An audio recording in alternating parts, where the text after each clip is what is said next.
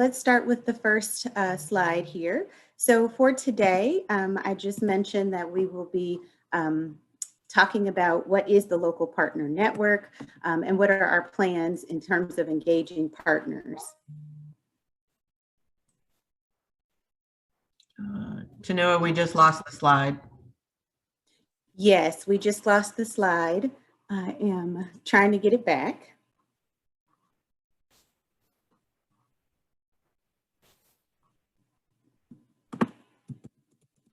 You know, my slide has decided it does not want to advance. Would you be able to go ahead and try to pull up yours? For some reason, it won't advance at all. Oh, there we go.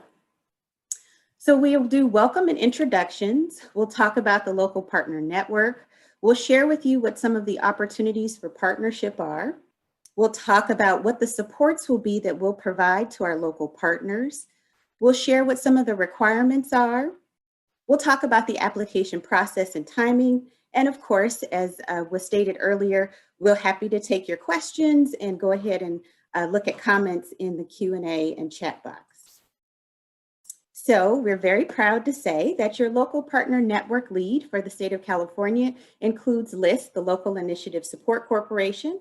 We've also brought on TDA consultant to support this work. And Dion Roberts is whose voice you heard earlier today.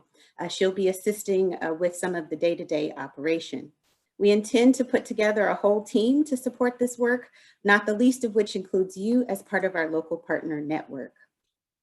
LISC and the state believe that the successful implementation of this work in terms of getting support to families and landlords will require an on-the-ground assistance program. We want to make sure that applicants are able to get into the portal. And LISC is committed to ensuring that we're reducing the barriers of participation. So if anybody is in need of support in terms of completing the application, that is what we're looking to activate the local partner network around. We want to make sure that language, geography, access to even the internet does not become a barrier for people to be able to apply.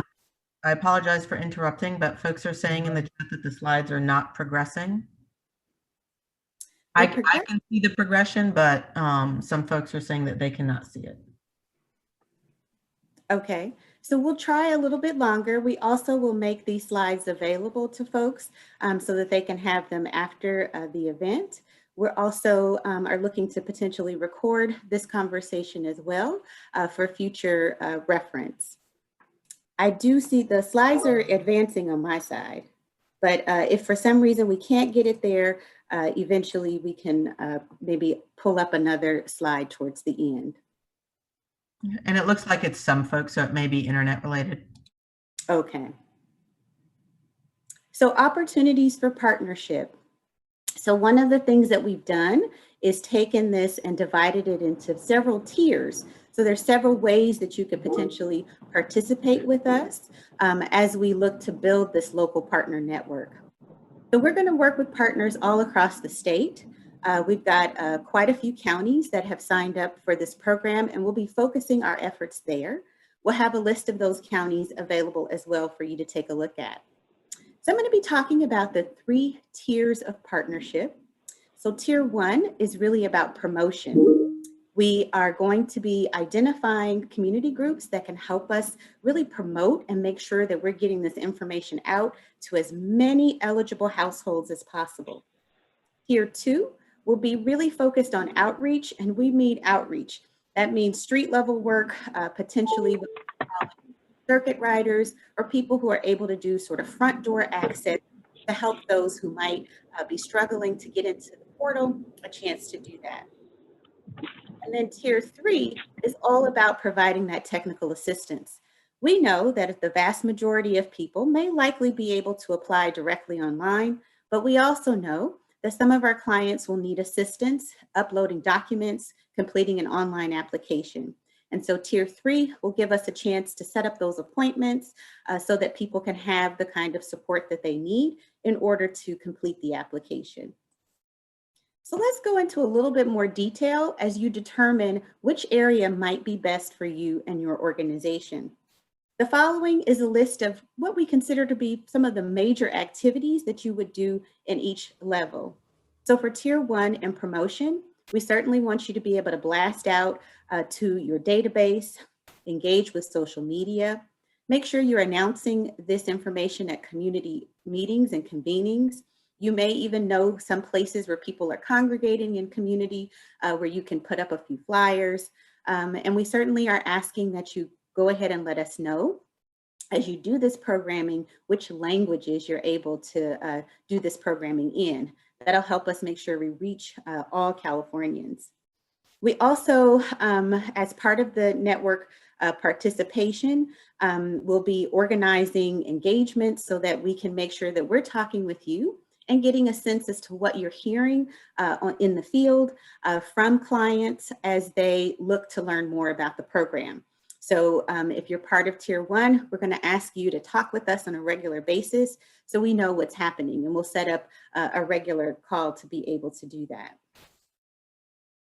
Tier 2, so we're asking you there to do all the Tier 1 activities. So all of that outreach, making sure you're connecting with folks, but we're also looking for you to help us with some of the doorstep, front door appointment activities.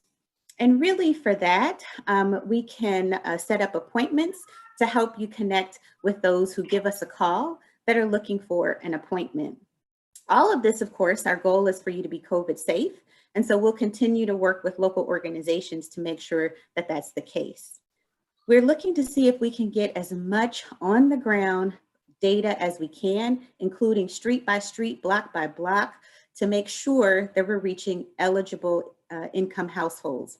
So that may mean having staff under Tier 2 really go and drop off information on doorsteps at various multifamily developments so that people can access that information. And of course, we want you to let us know what language you're able to provide these services in. Again, we will make sure that we're engaging on a weekly basis, if not more. So we ask that you also attend meetings so that we can get a sense as to how things are going, what kind of connections you're making, and what's needed so that we can make sure we're responding to the public as they attempt to get into the portal. Then there's Tier 3.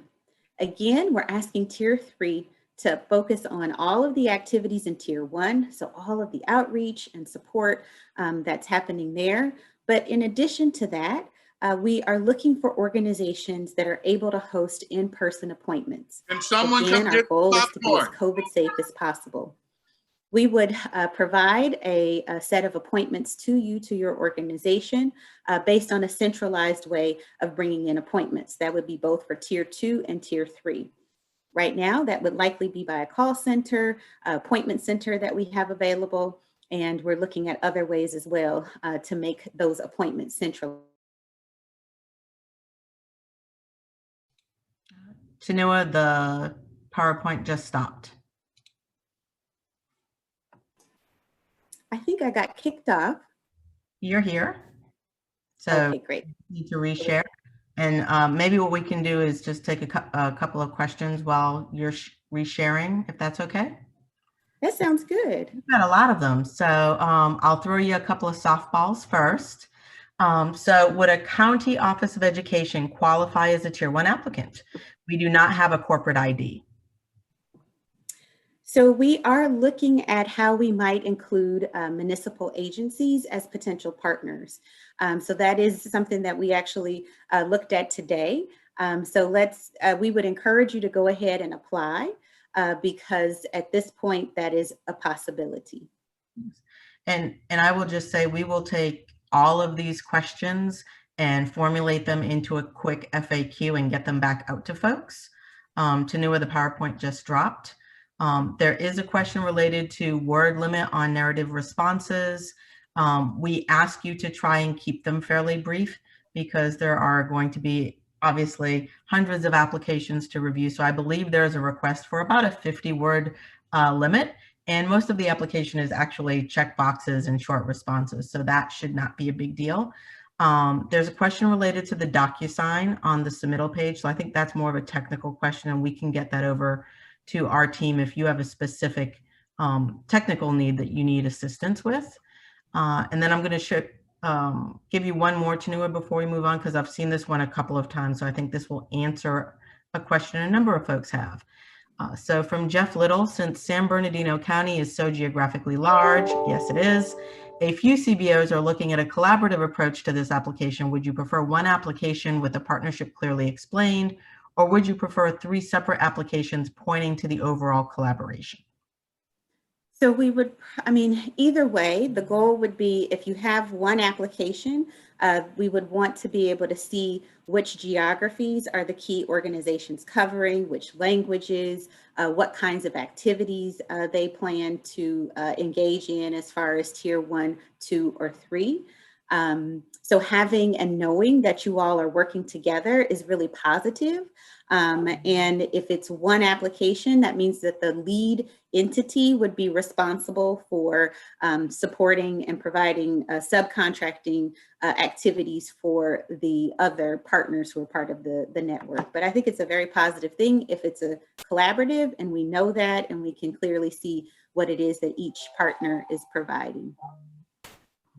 So would you like to do more questions, or do you want to keep going and we can come back? Why don't I just go through tier 3 and then we can take some more questions, and then that way we'll be done with tier 1, 2, and 3. Perfect. So tier 3 is, again, all about making sure we take care of the tier 1 activities and you serving as a place for appointments.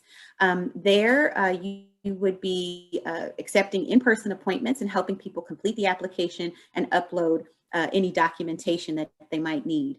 You could also, in some cases, appointments could be by drop-in, especially if documents are just needed and you've been able to, and we can be able to clearly connect that particular person and all of their information to what is already in the system so far.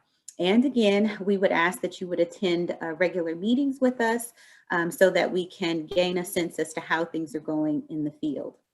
So why don't we take a few more questions then? Great. And your timing is perfect because the next one is on tier 3. So this is from Mitch Johnson. Our organization is not offering in-person services at this time, and we've had a lot of success working with refugee and immigrant communities through remote service delivery. For tier 3, would in-person TA be required, or would remote support be acceptable? So in order to, the critical element here is if you can share with us how you intend to get the documents from individuals. So if you want to set up appointments where they're just bringing documents and it's more contactless, that may be possible. Most of the keyed in information you can service by phone. We just have to figure out how are we going to get the key documents that are going to be needed into the system. Great. So to go back to tier 2 for just a moment, there is a question asking from Karen Escalante Dalton, if you can talk a little bit more about what a circuit rider is. Yeah. So this is a concept, and I know, Dion, you've worked quite extensively on this.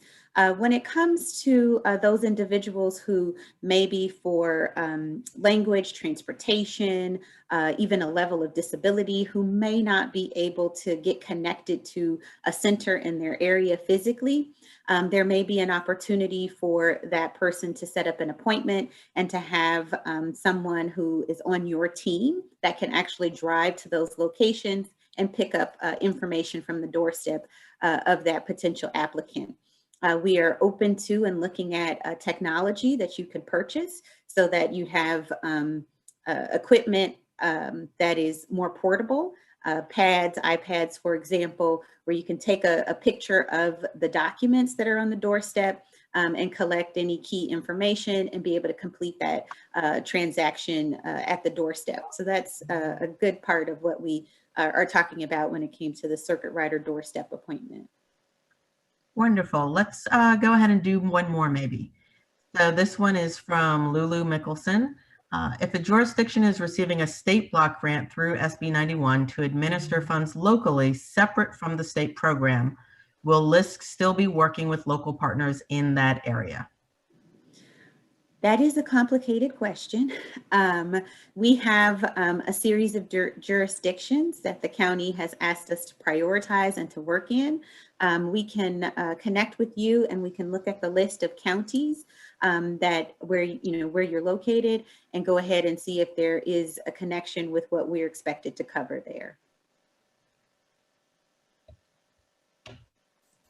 So Dion, should I move on to the last couple of slides or so that we have regarding the organizational support?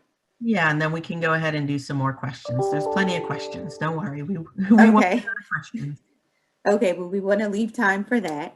So our hope here is that we are not leaving you out on your own, that you will be supported. I've already talked about coming to meetings, once a week at least, and in some cases a little more, so that we can get a good sense as to what is happening on the ground in terms of folks getting connected to and understanding how to go ahead and apply for the program.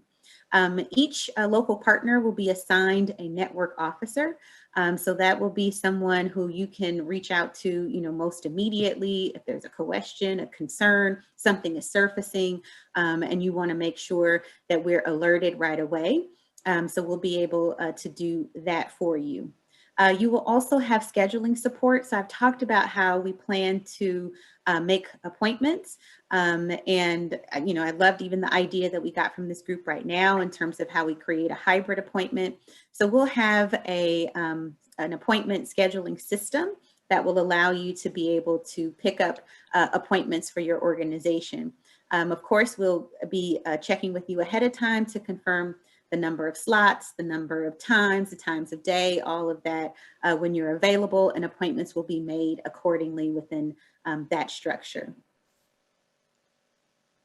We're also talking with the United Way 211. If they're on the line, they're probably smiling, and I haven't had a chance to talk with them again directly about their role. But one of the things that we will have here is an opportunity for the public to be able to text into 211-211, get information about the state program and any local programs they qualify for, as well as how they might make appointments and get online to access the portal.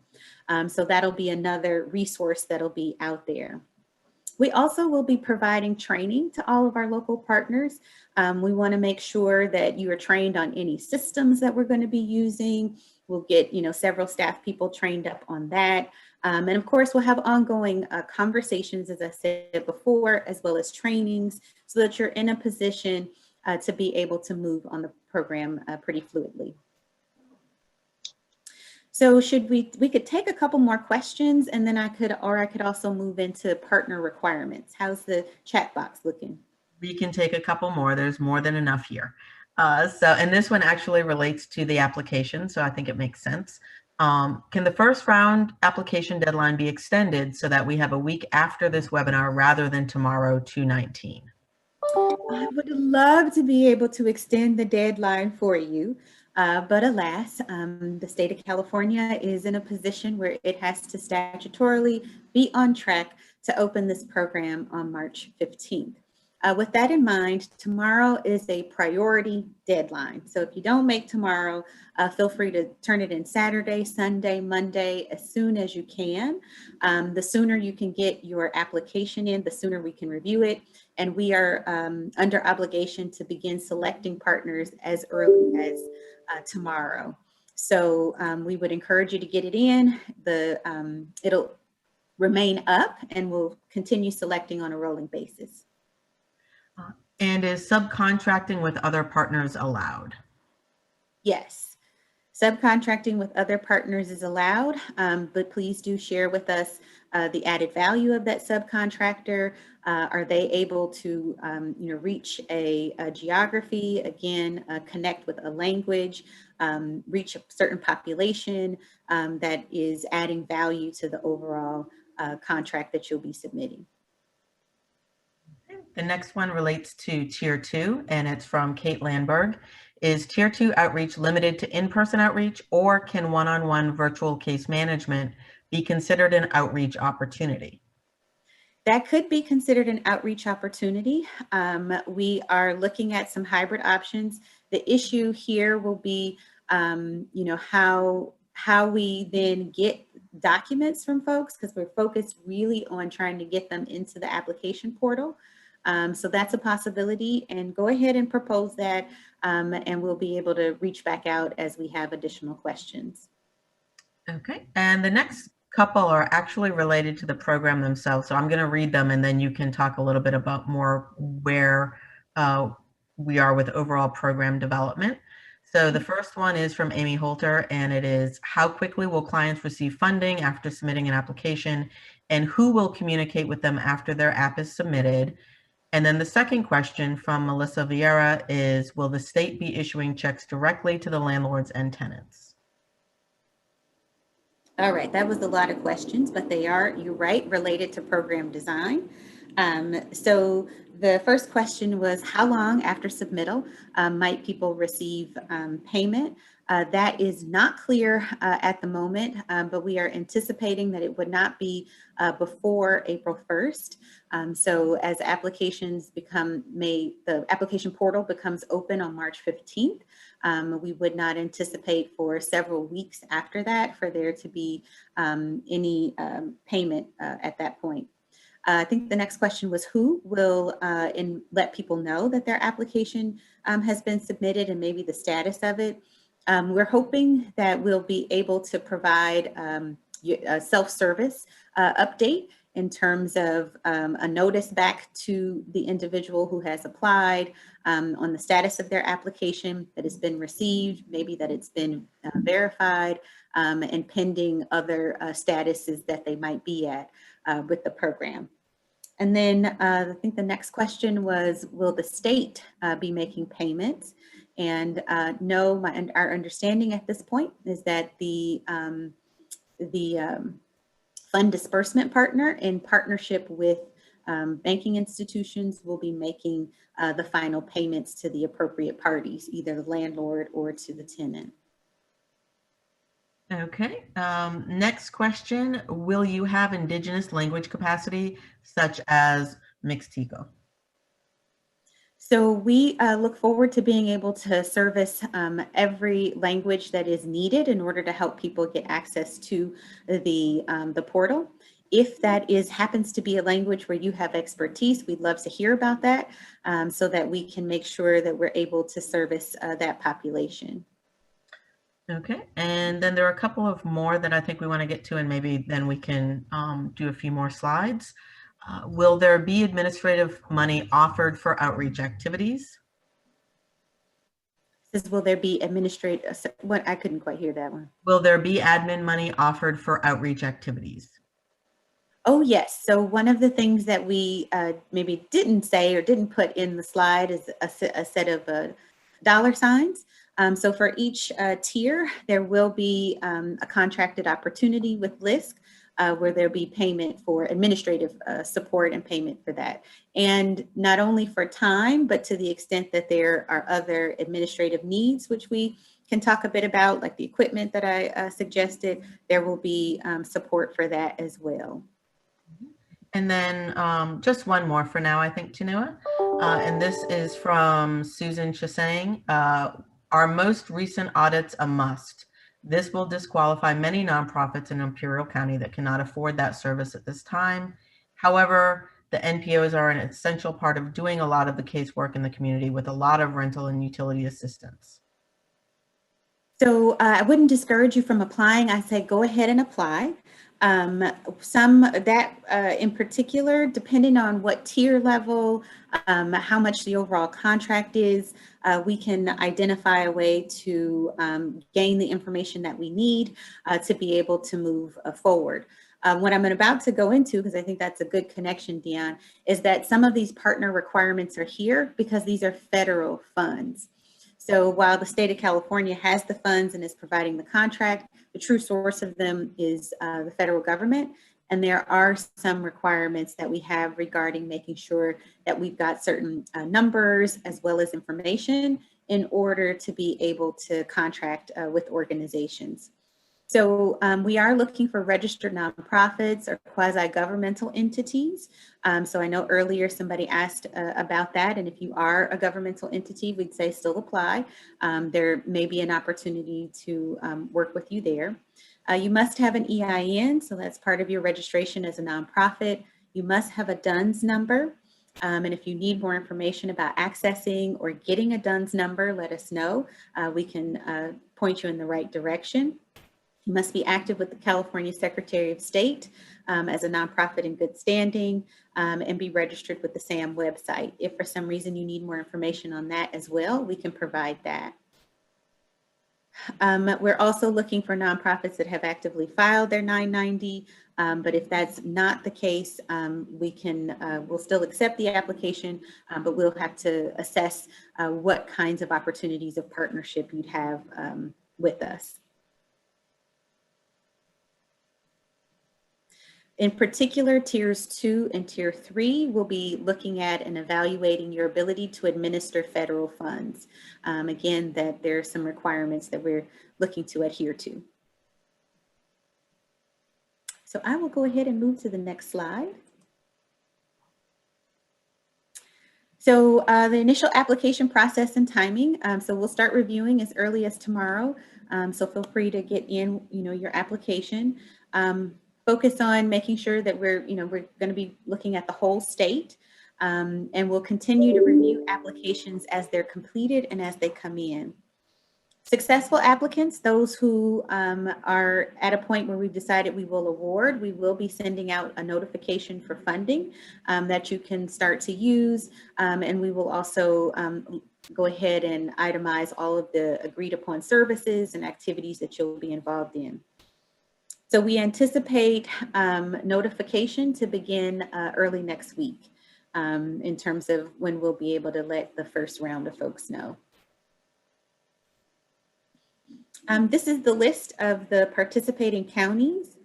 So all of the counties listed here are counties that we need to cover for the state. And this information, again, we can share the PowerPoint and make it available. So now we'll open it back up to additional questions before we've got quite a bit of time here, I think. Which is perfect because we have quite a bit of questions. And so just so everybody knows, this is being recorded, so we will be able to post this recording so that it is accessible and viewable by everybody. And we do have the email addresses of folks who registered for this, so we can also push out the PowerPoint as a separate document for folks. So that will go to the registered email addresses for this webinar. With that, a couple housekeeping issues out of the way. Tanua, are you ready for Stump the Expert? Am I ready for, what did you say? Are you ready for Stump the Expert? Oh gosh. Oh, well, if you're saying that, then I guess that's where we are. What question do we have here? All right. We're going to start with the easy ones. So this one is from Tara Sullivan-Hames. Can Tier 2 outreach be conducted through inbound, outbound call center activities, as well as text line outreach messaging? So we will have a centralized appointment call center. The organizations themselves are not it's not necessary for the local partner network members to manage inbound, outbound calls. You will likely get them. But even if that's the case, if you have the capacity, you could, answer those. Otherwise, we will have a central scheduling capacity for you to be able to schedule those and then have staff respond to that. Okay, this is another one I think related to sort of access and promotion from Giovanna Morales-Tilgren. We work with communities that do not have internet access or email, so we won't be able to do e-blasts. How does that work? So we understand that, and if that's the case, then go ahead and let us know if you're interested in Tier 1 or really any of the other tiers, what your plan is to get the word out. If there's literature drop, if there's, door knocking, provide us with some sense as to how you plan to connect with the population. Tanua, this next one is from Melissa Vieira, and I think it's a really important point because it's a distinction between the different roles within this contract. So the question is, will there be a database that case managers can see to check what the status of payments is and what lists missing documentation? What documentation will be needed? Yeah, that is a great question. We don't have an answer just yet, but I would anticipate that we would, as the local partner network, by and large, our focus will be on getting folks to the application portal. And then once we've got the fund disbursement partner on board, which we anticipate in just a few days, we will be able to check in and determine what level of access the local partner network will be able to have into the actual applications. So that is something that we will have to come back to you on. Okay. Can you provide a little bit more detail about the appointment process? Yeah, so we're in the process of designing it now. Our intentions are to go ahead and have a centralized set of phone numbers where folks can call into. It's likely that we will have several phone numbers that are connected to key languages. So there may be a phone number for a particular language that individuals can call. You can make an appointment that way. We also are looking into being able to have the public, if they have access to the internet, to make their own appointments online as well. And then you as agencies, if you have, if someone calls in and you have the capacity, you could also be able to access and make an appointment online. The hope is that those who are able to make the appointments, we will have technology that will connect them to the closest appointment center to them. Or within region, as we look at some of these being both in person and virtual, depending on the level of support that the person will need. And so we'll try and get them close, either geographically and or language supported with those appointments. We'll work with you to make sure you know how to look at your appointments and that you have staffing who are able to accommodate those appointments as they come in. And again, we're looking to use a series of technology for that. We would expect that people will also be able to text in to ask for more information about the program. So we've got that capacity. And at that point, once they text in, we'll be able to direct them to an appointment line, the website, or at this point, those are the two major places. Okay, the next couple of questions relate to financial support for the participants, meaning the partners. So the first one is, what percentage of admin or indirect costs will be allowed? And is there a template for the budget? And are there budget guidelines or maximum amounts for each tier? So that's a lot of questions in one. But it's a very good question, and I know critical for a lot of people. So for tier one can be anywhere from 1,000 to 5,000. When it comes to tier 2 and tier 3, the focus there will be on your staffing capacity. So if you could share with us how many staff you think you could contribute to this endeavor, how many hours a week they would work, giving us a sense of what they'd be able to accomplish will be critical there. And so that can range, especially some of you who are looking at having collaborations. So that, that range is anywhere from 5,000 on up. And then there was another question regarding admin. So the overall program, there's no more than 10% on admin. So we're looking at what that admin would mean for you all locally and some of the additional support that you'll need outside of staffing time. A budget template, what I know would be very helpful. Essentially, the categories that we are looking at is staff, time, any additional equipment or things that you would have to buy or procure in order for the staff to be able to do the work, and then an admin amount. Those are probably the three major categories. Okay. So thank you. I'm looking really quickly. Can you talk a little bit about in-person appointments and sort of COVID safe expectations? Yeah, so with that, we are anticipating that you could go ahead and have only a few people in the office at a time if you were doing it in an office. There is an opportunity for a level of drive-through if you have portable equipment that can be in an outdoor environment.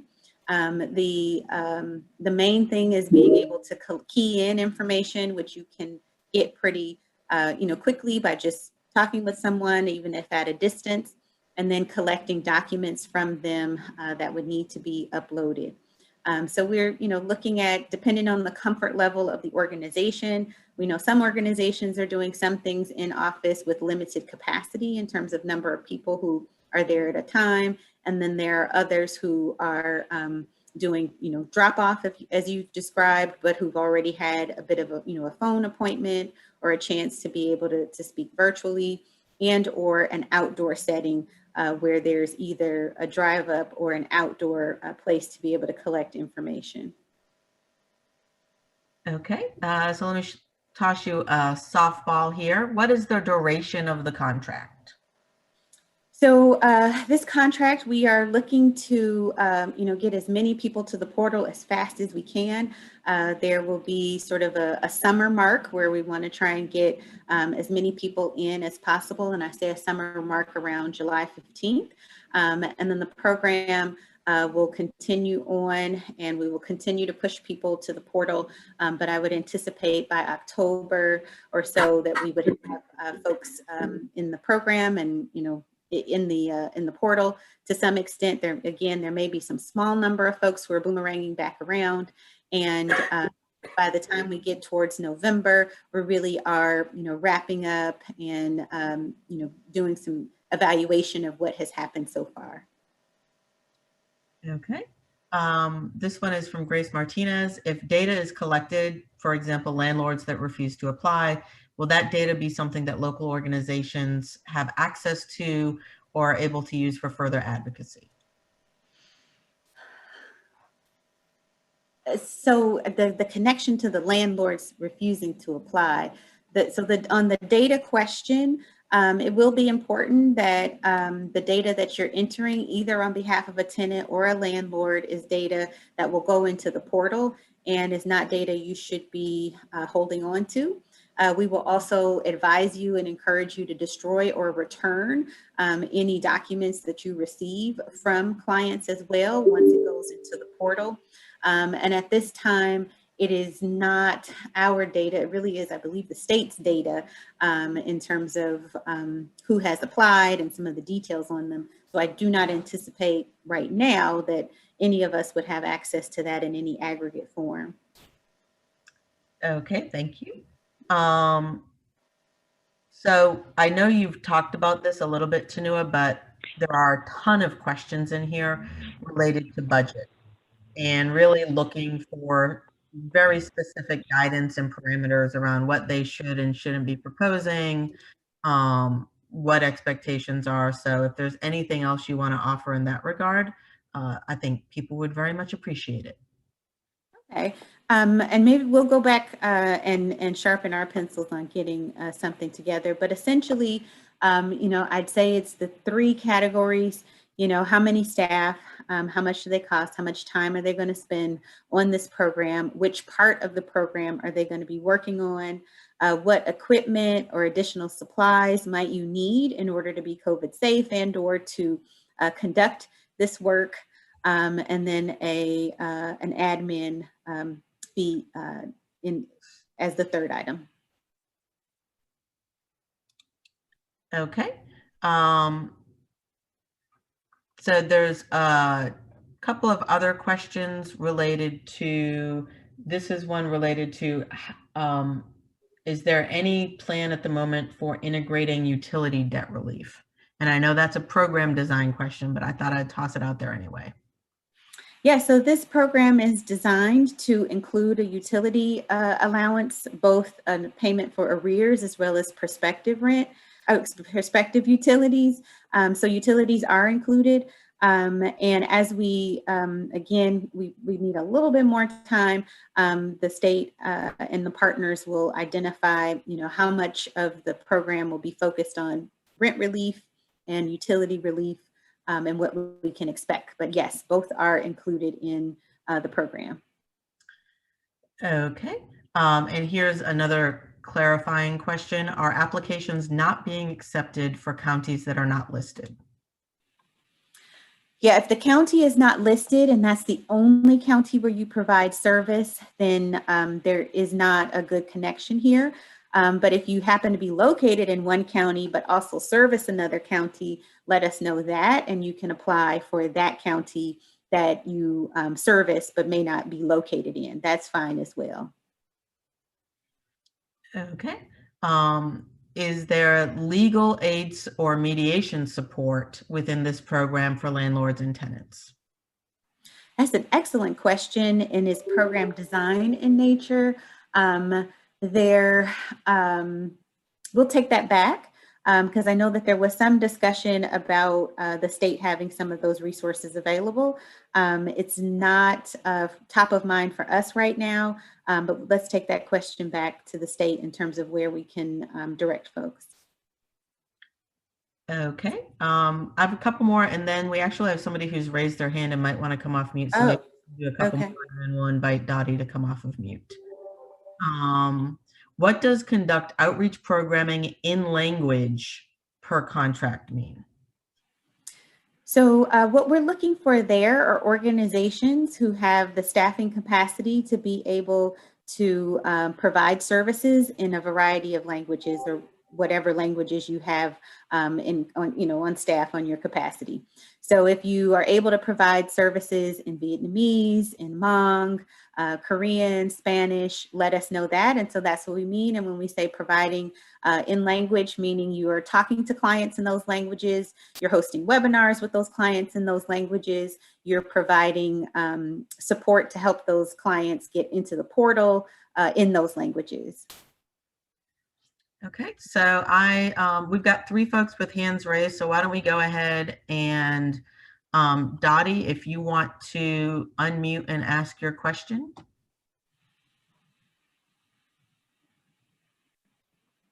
Dottie Russell.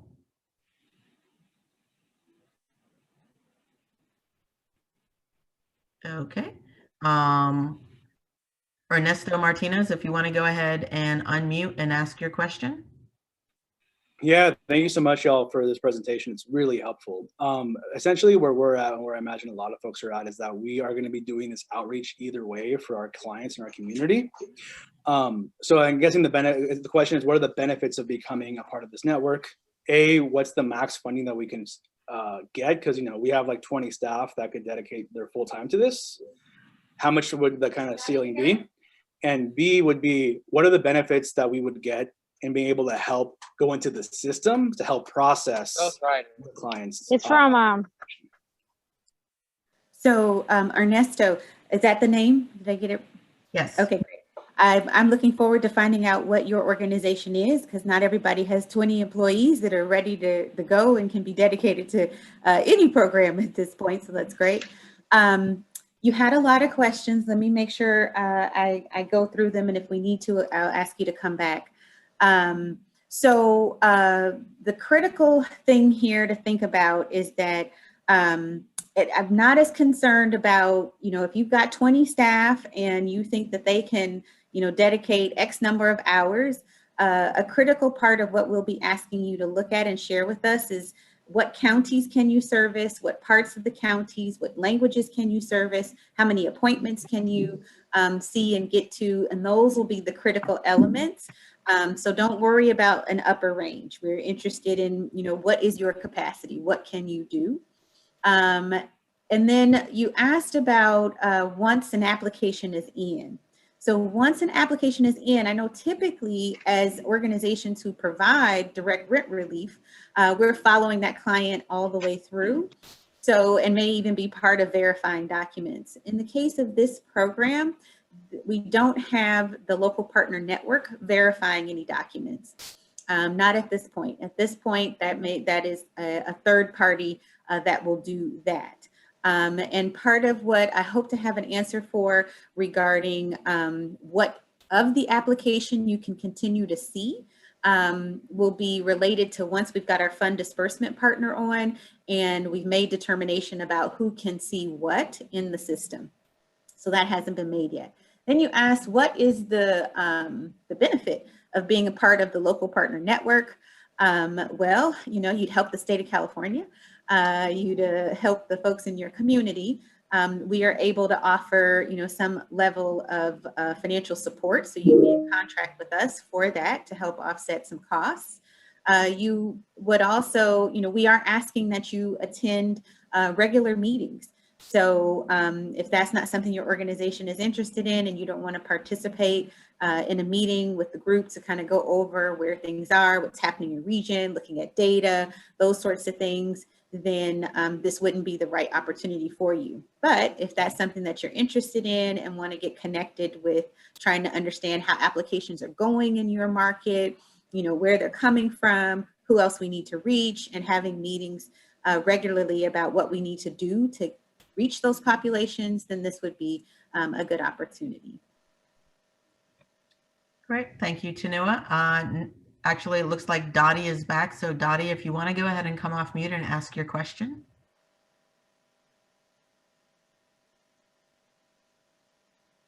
Hello, can you hear me? We can hear you. Amazing. Okay, so in a rather large area that is rural, a lot of the people in the outlying areas and unincorporated areas never get access to resources. Is there a way that we can find out a roster of how they can apply and where they can apply? That's one question. And then the second question is, if they're residents in a trailer park that now are way behind on their rent, will that be able to be included in terms of working with landlords, or is that not going to be an option? So I think the first question was related to those who are in more remote areas. A huge part of what we're trying to do here is, if Dottie, if you know where that remote area is, if you know that those folks are not getting access, are you interested in being part of tier 2, where you could send someone out who could go knock on the doors or put something on someone's door to let them know that they can give us a call and set up an appointment? And the other part of you being part of this local partner network is that we're hoping that all of you will have some locations that are within, you know, proximity, so that folks can get to a local organization, or again, if you can go out there, you know, physically be able to get there, use an iPad and go ahead and help them upload their application. You talked about a roster. We probably won't have individual names and access like that, but we will be able to look at data at the zip code level and look on maps and kind of see geographically where are people coming from, to make sure that we're reaching, you know, people who are in the hardest hit areas and who are most likely to be, you know, have eviction concerns. So we'll be able to do that. And then you asked about mobile and trailer communities. I believe this question was asked in another setting with the state, and that's something we'll have to go back to them on. But I do believe that as long as you're paying rent, that the rental portion of the mobile trailer community would potentially be eligible. Great, thank you. All right. Next up is Marty Estrada. Marty, if you want to go ahead and come off of mute and ask your question. Yes, thank you. Tuna, I have a few questions. I didn't hear you say what is the funding amount that an agency can apply? What is the cap amount for clients that can apply? And I didn't notice a budget on your application. Do we make our own budget? and send it in. And I didn't see no reference to an RFP. We can kind of do a reference check regarding the program. I'm not sure what reference check you mean. In other words, the scope of service that you're requesting the agency to do. Okay, so those are all excellent questions, and I can see that a budget template is going to be very, very helpful. So we'll get to working on that. I mentioned the budget template areas that we will include, which is staff, supplies, and admin. Those will be the 3 categories, but we can get a template. There is, Marty, there is no cap. I don't have a cap on how much you can apply for. If you have decided that your organization is going to take 2 counties, you know, the two counties that are on the list, and you're going to dedicate X number of staff for X number of hours, I'm interested in seeing what that is and what that looks like. Of course, we have a cap on overall resources, but you may be able to provide services in a county that no one else is, or you may be able to provide services in a language that no one else can. So we encourage you to do that. The tenant maximum amounts, I won't be able to speak to that. That information will be forthcoming in the next week or so. So, you know, stay tuned on that. And I believe that it won't be an actual dollar figure. It's maybe a percentage, but again, all of that is still under review. I think those are all your questions, Marty. Did you have another one? Yeah, I had one more. We do a lot of electronic filing with clients, and we send them documents, and they send them back to us. We're going to be allowed to use DocuSign to have them sign off on documents if we can push out massive applications via email? So that's great, and you should definitely let us know that. I don't anticipate that we're going to need signatures at this point. I don't know that we'll need signatures. Right now, program design does not contemplate signature needs, but if you are able to and can share with us your experience, I don't know if this is with VITA or another program where you are connecting with your clients over email, and have the ability to, you know, do these kinds of virtual appointments with them. We want to hear about that. Thank you. Okay, it looks like Anne is next up. So Anne, if you want to go ahead and come off of mute and ask your question. And Tanua, just so you know, we have about 5 minutes remaining, and Okay. a bunch of folks with their hands up. So we'll try and get through as many as we can. And then Okay. we'll go through all of the questions this evening and push out an FAQ as quickly as we can, hopefully by tomorrow, to everybody who was on this call today. I saw an interesting question that I want to get to, and they asked, how can I tell if someone applied with another organization? So what people are going to be applying to one portal, not to or through an organization. So if they have an application already in the portal, our understanding is that the system will pick that up and they won't be able to really submit again. So that's something to keep in mind. Okay, so thank you. My question has to do with invoicing and how payments would be made. Will you accept a federally approved indirect cost rate? And no? Oh, We okay. we have our own federally approved cost rate, and unfortunately, this program, the federal legislation, it doesn't work. It doesn't allow for you to charge that. Oh, okay. So can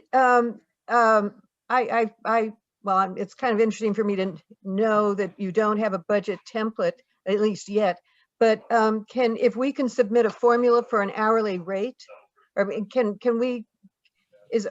we going to be paid on a cost reimbursement basis, strict cost reimbursement basis, or can this be on a flat rate basis or a fee for service basis?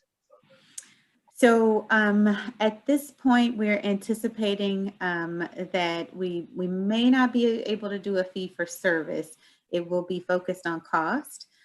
So we, again, will need you to help us understand, you know, who's the staffing, the cost of the staffing, what activities they're working on, what specific supplies you will be procuring for the program as for the budget. Okay, it's so much easier bureaucratically, I mean, for the funding source and for the applicant, if we can bill, let's say on an hourly, a fully loaded hourly rate that would have payroll and overhead all combined into that one hourly rate. We've used cost reimbursement, we've used flat fees, we've used just every type of reimbursement scenario possible. And I think if it's not on a fee for service basis, the next easiest one to use is a fully loaded hourly rate, as long as we can explain everything that goes in there. I know that's what we would prefer, because otherwise you're going to be getting, if you want documentation on all expenses, you're going to be getting receipts for every piece of paper purchased and every copy made and things like that. So. Well, at some point, Anne, we might need that we'll work on a budget template as well. Okay. So we've got only a minute left here. Please know that all the questions that you have asked here, our goal will be to record those. This will help us form some frequently asked questions for you. So go ahead and, we thank you for submitting those. Tomorrow, of course, is Friday and it's February 19th. We would encourage you, if you know that you're interested in working on the program, to go ahead and let us know. Someone even asked if I know I can do tier 1, but I'm not sure about tier 2. You can just let us know that you are interested in tier 1, complete the whole application, and note that you have interest in tier 2. And as we go through applications, we'll let you know if there's a need for that service for tier 2. All right. At this time, we're at 3:30. Tanua, can you drop your email in the chat, please?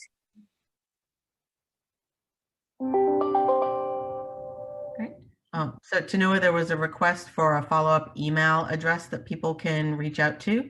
And then I have put in the chat, also somebody had asked for the information on the counties that are currently participating in the state's program. So I have dropped that information in as well. All right, so is there someone on? Okay, so I'll add that there. I was just making sure there weren't any other last minute items. All right, so we will send out a follow-up for today, and we want to thank you for joining us. All right. Thank you We so much. look forward to receiving your applications. All right. Thank you so much, everybody. Thank you. Be well. All right. Bye. Thank you so much. You're welcome.